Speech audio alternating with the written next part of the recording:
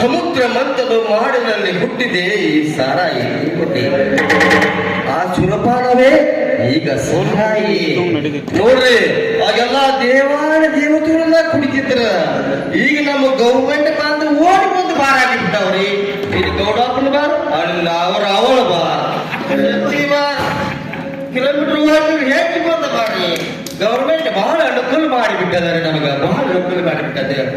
ಆದ್ರ ನನ್ನ ಬಾಕಿ ಈಗ ಖಾಲಿ ಆಗಕ್ಕೆ ಬಂದದ್ದ. ಅದಕ್ಕೆ ನಾನು ಮುಂದಿನ ದಿನ ಉಪಚಾರ ಮಾಡಬೇಕಾಗತ್ತ.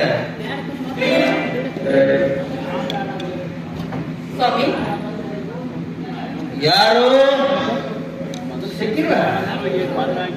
ಎಲ್ಲಿಗೆ ಹೋಗಿದ್ದೆ? ದೇವಸ್ಥಾನಕ್ಕೆ ಹೋಗಿದ್ದೆ. ದೇವಸ್ಥಾನಕ್ಕೆ ಯಾಕೆ ಹೋಗಿದ್ದೆ? ನನ್ನ ಗಂಡನಿಗೆ ಒಳ್ಳೆ ಬುದ್ಧಿ ಕೊಡು ದೇವಿ ಅಂತ ದೇವಿ ಹತ್ರ ಅಂದ್ರೆ ನಾನು ದುಶ್ಚಟಗಳನ್ನು ಬಿಡ್ಸಾಕ ದೇವಿ ಆರಾಧನೆ ಪಟ್ಟಿದ್ದಾರೆ. ಸಾಮಾಜಿಕ ನಾಟಕ ನಿಂದೆ ಮಾಡಬೇಡಿ. ಆ ದೇವಿ ಮನಸ್ಸು ಮಾಡಿದ್ರೆ ಬೇಕಾದ ಮಾಡಬೇಕು ಸಾಧ್ಯ.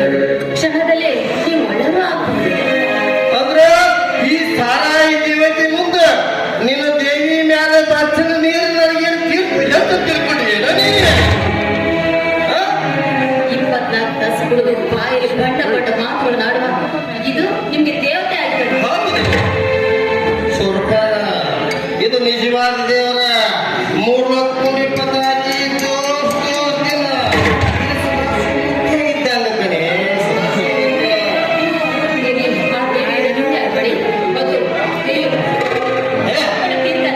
ನಿನ್ನ ದೇವಿಯ ಪ್ರಸಾದ ತೆಗೆದುಕೊಂಡು ನಾನೇನು ಈ ದುಶ್ಚಟದಿಂದ ದೂರ ಹೋಗದ ಕಡೆ